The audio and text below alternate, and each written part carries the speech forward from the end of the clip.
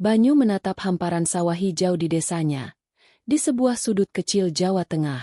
Di tangannya, tergenggam sepucuk surat panggilan kerja yang sudah sedikit lecek. Amerika. Sebuah kata yang terdengar seperti mantra, menjanjikan harapan untuk mengubah nasib keluarganya yang terhimpit utang. Ayahnya sakit-sakitan, dan adik-adiknya masih butuh biaya sekolah. Banyu, sebagai anak sulung, merasa beban itu ada di pundaknya. Keputusannya untuk menjadi tenaga kerja Indonesia, TKI, bukanlah hal yang mudah. Ia harus meninggalkan ibunya yang selalu menangis setiap kali topik ini dibicarakan, dan meninggalkan semua yang ia kenal. Namun, bayangan senyum adik-adiknya saat bisa membeli buku baru dan ayahnya yang bisa berobat dengan layak memberinya kekuatan. Ia berjanji pada dirinya sendiri, ini hanyalah sementara. Dengan bekal tekad dan doa yang tak putus dari keluarganya, Banyu mengemasi tasnya. Di dalamnya bukan hanya pakaian, tetapi juga harapan besar dari seluruh keluarga. Ia akan pergi ke negeri asing, bekerja sebagai petugas kebersihan, sebuah pekerjaan yang mungkin dipandang rendah oleh sebagian orang, tetapi bagi Banyu, itu adalah tiket menuju masa depan yang lebih baik. Tiba di Los Angeles, Banyu merasa seperti butiran debu di tengah padang pasir. Gedung-gedung pencakar langit seolah menusuk awan, dan hiruk-pikuk kota membuatnya pusing. Bahasa Inggrisnya yang pas-pasan seringkali menjadi kendala, membuatnya lebih banyak diam dan mengamati. Ia tinggal di sebuah apartemen sempit bersama beberapa TKI lainnya, berbagi cerita dan kerinduan akan tanah air setiap malam. Pekerjaannya dimulai di sebuah pusat kebugaran elit, Olympus Performance Center, tempat para atlet profesional dan selebriti membentuk tubuh mereka. Tugas Banyu sederhana, memastikan setiap sudut gym berkilau, mulai dari ruang ganti, area kardio, hingga ke tempat alat-alat angkat berat yang terbuat dari besi dingin. Ia bekerja di shift malam, saat gym lebih sepi. Setiap malam, Banyu akan mengepel lantai dengan tekun, membersihkan cermin-cermin besar, dan mengelap setiap barbel dan dumbbell hingga tak ada noda keringat yang tersisa. Ia bekerja dalam diam, diiringi suara dentingan besi dan napas terengah dari beberapa orang yang masih berlatih hingga larut. Di tengah kemewahan dan ambisi yang mengelilinginya, Banyu merasa kecil, hanya seorang pembersih tak terlihat. Di antara para pengunjung gym yang berlatih hingga larut malam, ada satu sosok yang selalu menarik perhatian Banyu. Seorang wanita berambut pirang yang diikat ekor kuda, dengan otot-otot lengan yang terbentuk sempurna. Wajahnya selalu menunjukkan konsentrasi tingkat tinggi, seolah sedang berperang melawan batasan dirinya sendiri.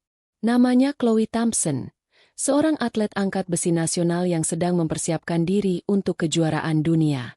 Chloe hidup untuk disiplin.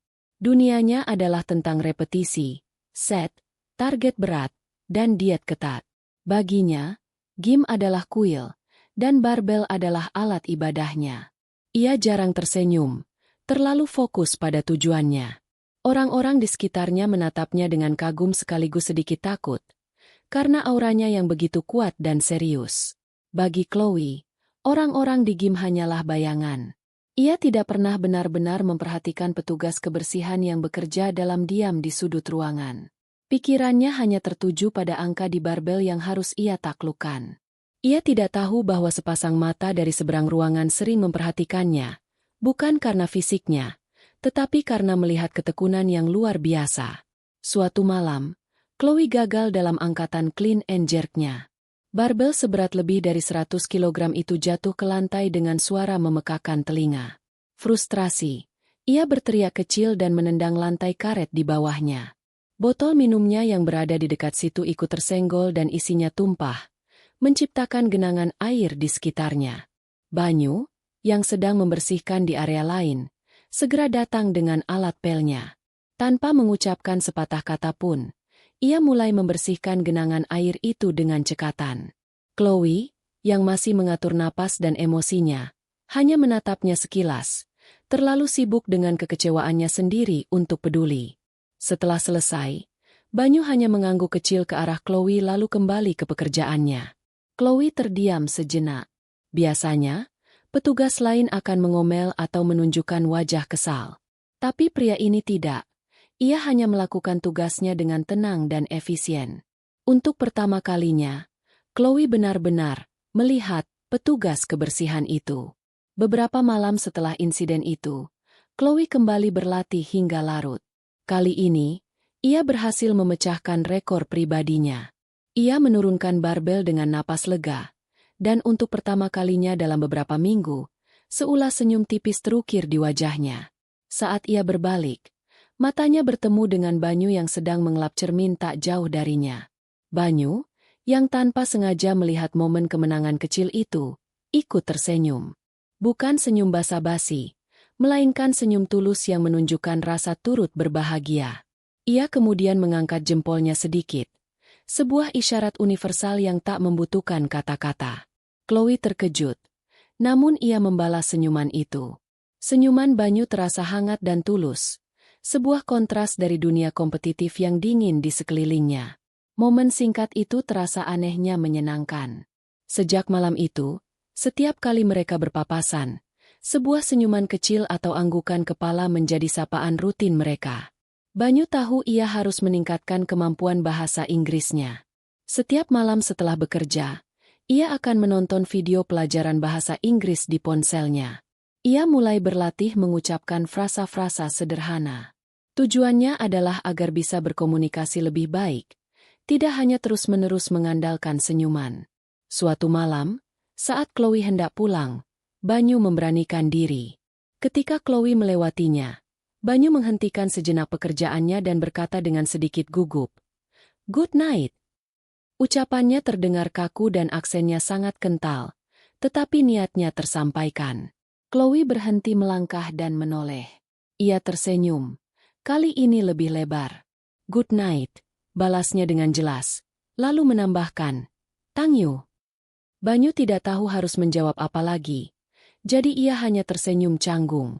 Namun di dalam hatinya, ada perasaan bangga yang luar biasa. Ia telah berhasil melakukan percakapan pertamanya. Chloe mulai merasa penasaran dengan pria pendiam itu. Ia selalu bekerja keras, tidak pernah mengeluh, dan memiliki senyum yang menenangkan.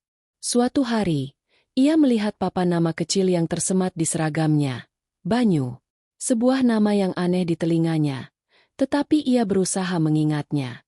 Malam itu, saat gym sudah hampir kosong, Chloe mendekati Banyu yang sedang merapikan dumbbell. "Excuse me," sapanya. Banyu menoleh, terkejut. "Your name is?" "Banyu?" tanyanya, sedikit kesulitan melafalkannya. Banyu mengangguk cepat. Wajahnya memerah karena gugup. "I'm Chloe," katanya sambil mengulurkan tangan. Banyu ragu sejenak, menatap tangannya yang kapalan dan sedikit kotor, lalu melirik tangan Chloe yang kuat dan terawat. Namun, ia menyambut uluran tangan itu.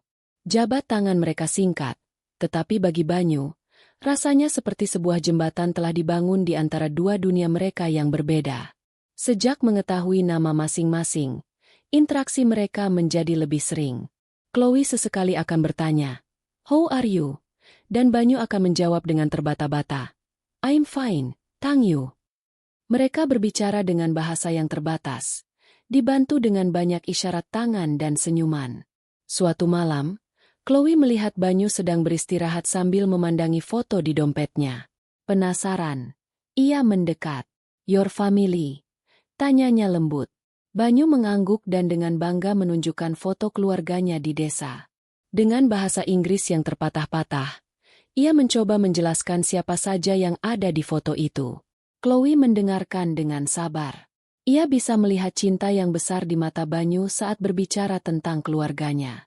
Untuk pertama kalinya, ia melihat Banyu bukan hanya sebagai petugas kebersihan, tetapi sebagai seorang anak dan kakak yang berjuang demi orang-orang yang dicintainya. Hal itu menyentuh hatinya. Suatu hari, Banyu menerima kiriman paket dari Indonesia. Di dalamnya ada berbagai macam makanan kering dan bumbu instan. Ibunya membungkus beberapa potong rendang yang sudah dikeringkan dan beberapa bungkus keripik singkong pedas. Banyu merasa sangat bahagia, seolah sepotong kampung halaman datang mengunjunginya. Malam itu, ia membawa sebagian kecil keripik singkong itu ke tempat kerja. Saat melihat Chloe sedang beristirahat di antara set latihannya, Banyu memberanikan diri mendekat. "For you," Katanya sambil menyodorkan kantong plastik kecil berisi keripik. From my country, Indonesia. Chloe menatap keripik itu dengan ragu, lalu mengambil satu. Saat ia menggigitnya, matanya langsung melebar karena rasa pedas dan gurih yang unik. Wow, this is spicy, but good, katanya sambil tertawa. Mereka akhirnya berbagi kantong keripik itu, sebuah momen kecil yang terasa sangat akrab. Persiapan menuju kejuaraan dunia membuat Chloe berlatih lebih keras dari biasanya. Suatu malam, karena kelelahan, ia salah melakukan gerakan dan merasakan sakit yang tajam di bahunya.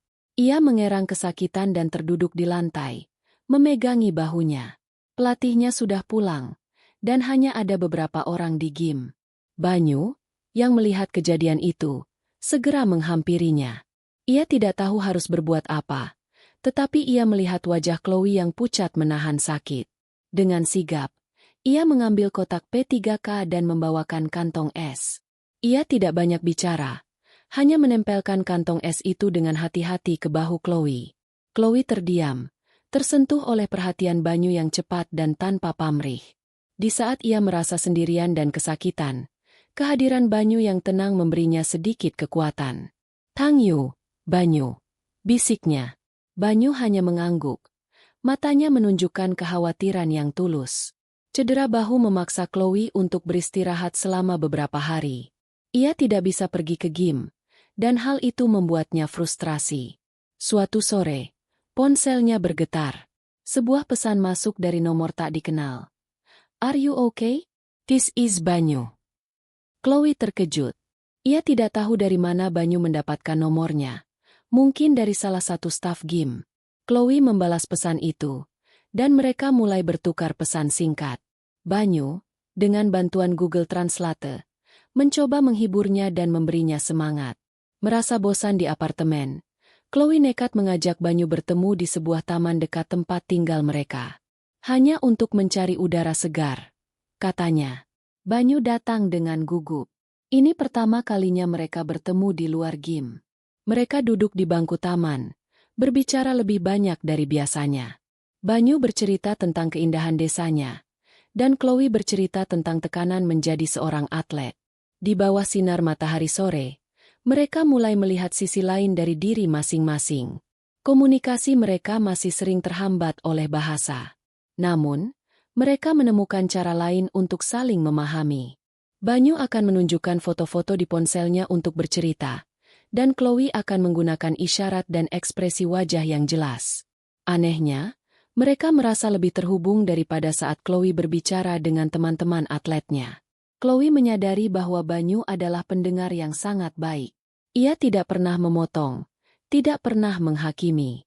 Ia hanya mendengarkan dengan sepenuh hati, dan sorot matanya menunjukkan bahwa ia benar-benar peduli. Chloe mulai menceritakan ketakutannya, keraguannya, sesuatu yang tidak pernah ia bagikan bahkan kepada pelatihnya. Banyu, di sisi lain, merasa nyaman di dekat Chloe. Ia tidak pernah memandang rendah pekerjaannya atau latar belakangnya. Chloe melihatnya sebagai Banyu, seorang manusia, bukan hanya seorang petugas kebersihan. Perasaan hangat mulai tumbuh di hati Banyu, sesuatu yang belum pernah ia rasakan sebelumnya. Kedekatan Banyu dan Chloe tidak luput dari perhatian orang lain di gym. Beberapa rekan kerja Banyu mulai bergosip, meledeknya karena berani mendekati bidadari gym. Mereka menganggap Banyu hanya berhayal. Di sisi lain, beberapa teman atlet Chloe juga menatap aneh saat melihat Chloe mengobrol akrab dengan petugas kebersihan. "Apa yang kau bicarakan dengannya? Dia bahkan tidak bisa berbahasa Inggris dengan baik," kata salah satu teman Chloe suatu hari. Chloe hanya menjawab dengan dingin. "Dia orang yang baik. Itu lebih penting." Chloe tidak peduli dengan apa yang orang lain katakan. Ia menemukan ketulusan pada Banyu yang tidak ia temukan pada orang lain. Banyu sempat merasa kecil hati mendengar ledekan teman-temannya. Ia sadar betul perbedaan status sosial di antara mereka. Namun, setiap kali Chloe tersenyum padanya atau menyapanya, semua keraguan itu sirna. Ia memutuskan untuk mengabaikan bisik-bisik itu dan fokus pada persahabatan tulus yang sedang mereka bangun. Chloe kembali berlatih setelah cederanya pulih, Namun ia merasakan sedikit trauma. Setiap kali mengangkat beban berat, ia ragu-ragu, takut bahunya akan sakit lagi. Performanya menurun, dan pelatihnya mulai khawatir. Chloe merasa semakin tertekan. Banyu melihat semua itu dari kejauhan. Ia tidak bisa memberikan nasihat teknis, tetapi ia bisa memberikan dukungan. Setiap malam, sebelum Chloe memulai sesi latihannya, Banyu akan menghampirinya dan berkata dengan bahasa Inggrisnya yang semakin lancar. "You can do it, Chloe. I believe you." Kata-kata sederhana itu memiliki efek yang luar biasa bagi Chloe. Di tengah semua tekanan dan tuntutan, ada seseorang yang percaya padanya tanpa syarat. Kehadiran Banyu yang konsisten di sudut gym menjadi sumber kekuatan mental baginya. Ia mulai menemukan kembali kepercayaan dirinya, sedikit demi sedikit. Melihat Chloe yang seringkali hanya memakan salad dan dada ayam tanpa rasa, Banyu merasa iba.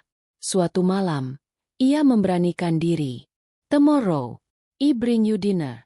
Indonesian food. Good for energy," tawarnya. Chloe, yang bosan dengan menu dietnya, setuju dengan antusias. Keesokan harinya, Banyu memasak nasi goreng spesial di apartemennya. Ia menggunakan bumbu yang dikirim ibunya, lengkap dengan telur mata sapi dan taburan bawang goreng. Ia membungkusnya dalam sebuah kotak makan dan membawanya ke gym. Saat jam istirahat, ia memberikannya pada Chloe. Chloe membuka kotak itu dan aroma harum langsung menyeruak. Ia mencicipi sesendok, dan matanya berbinar. "Banyu, this is the best thing I've ever tasted," serunya. Makanan yang dibuat dengan hati itu tidak hanya mengisi perutnya, tetapi juga menghangatkan jiwanya yang lelah. Hari kejuaraan dunia pun tiba. Banyu tahu ia tidak bisa datang langsung ke arena karena harus bekerja, tetapi ia meminta izin pada atasannya untuk streaming pertandingan di ponselnya saat gym sepi. Jantungnya berdebar kencang, seolah ia sendiri yang akan bertanding. Di arena, Chloe merasakan tekanan yang luar biasa. Lampu sorot, ribuan penonton, dan harapan negaranya ada di pundaknya. Saat ia berjalan menuju panggung, ia merasa gugup. Tiba-tiba, ia teringat pada Banyu. Ia teringat pada senyum tulusnya, kata-kata semangatnya, dan nasi goreng buatannya.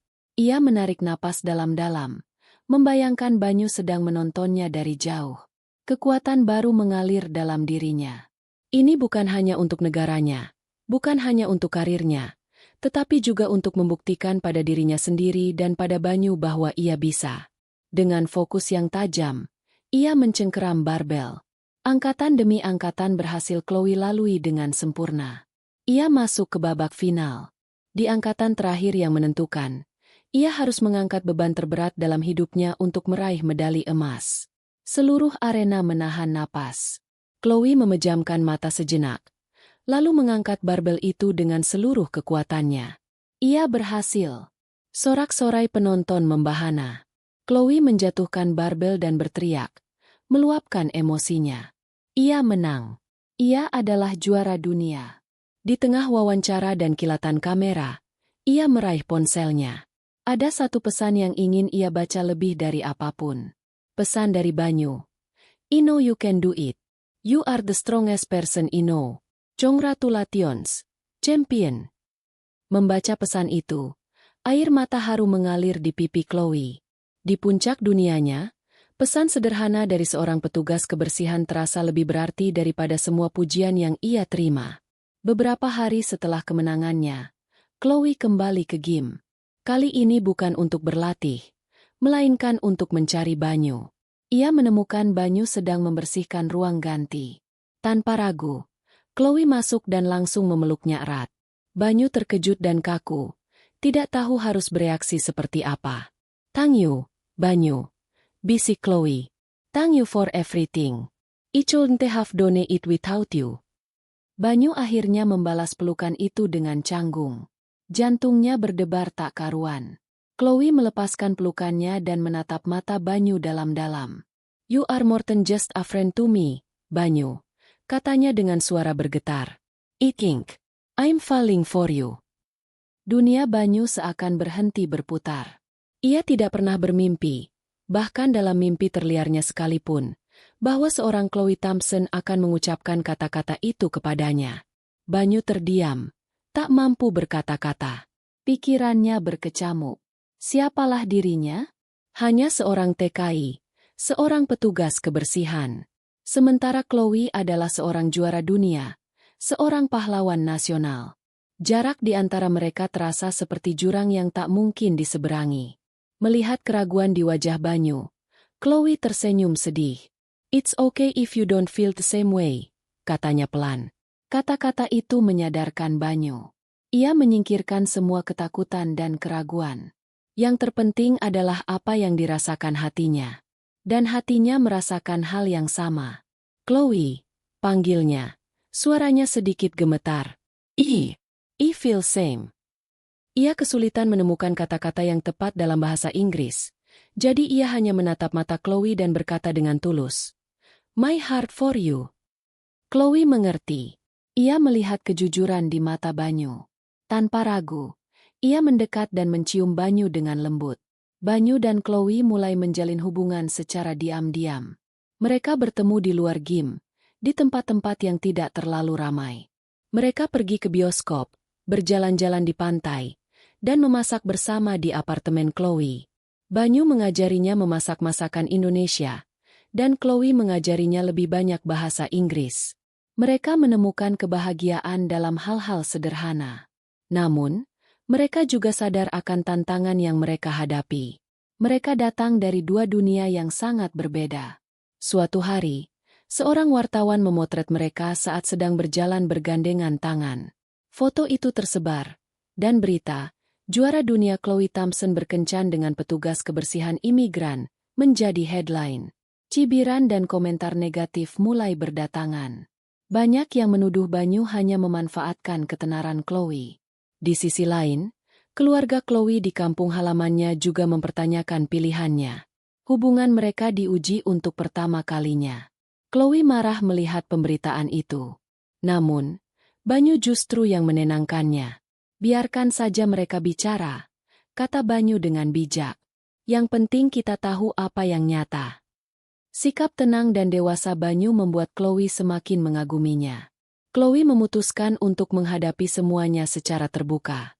Dalam sebuah wawancara, ia ditanya tentang hubungannya. Dengan tegas ia menjawab, "Saya tidak jatuh cinta pada pekerjaannya.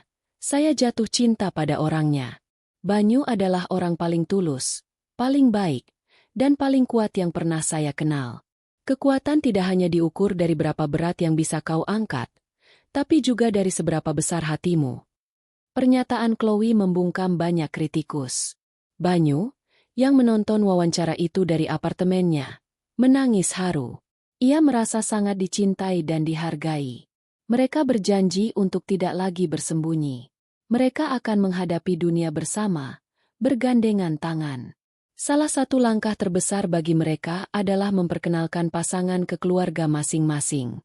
Banyu mengatur panggilan video dengan keluarganya di desa.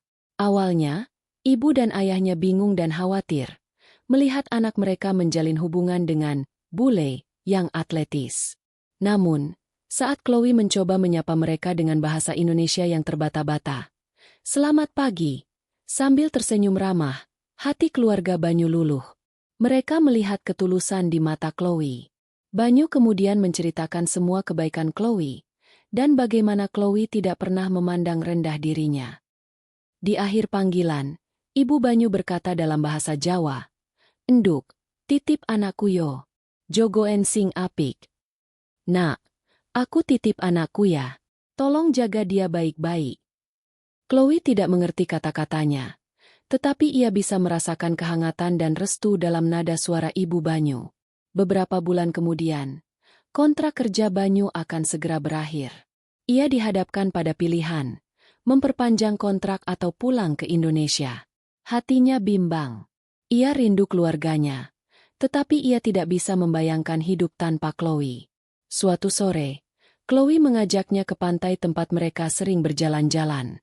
Saat matahari terbenam, menciptakan siluet jingga yang indah di langit, Chloe berhenti dan menatap Banyu. Jantung Banyu berdebar kencang, merasakan ada sesuatu yang penting akan terjadi. Chloe berlutut dengan satu kaki. Ia mengeluarkan sebuah kotak kecil. Banyu, katanya dengan suara bergetar. Kamu datang ke negaraku untuk mencari kehidupan yang lebih baik. Tapi ternyata, kamulah yang membuat hidupku jauh lebih baik. Will you marry me? Maukah kamu membangun masa depan bersamaku? Banyu terperangah. Air mata mengalir deras di pipinya. Dengan suara mantap, ia menjawab, "Yes, I will." Pernikahan mereka diadakan secara sederhana di sebuah taman. Mereka menggabungkan dua budaya. Chloe mengenakan gaun putih yang indah, dengan sentuhan kain batik sebagai selendangnya. Banyu mengenakan setelan jas, dengan blangkon khas Jawa di kepalanya. Keluarga Banyu tidak bisa hadir, tetapi mereka menyaksikan seluruh prosesi melalui siaran langsung video. Ayah Chloe, yang awalnya ragu, berjalan mendampingi putrinya dan menyerahkannya kepada Banyu.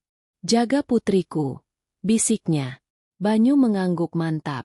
Janji suci diucapkan dalam dua bahasa. Momen itu terasa begitu sakral dan mengharukan.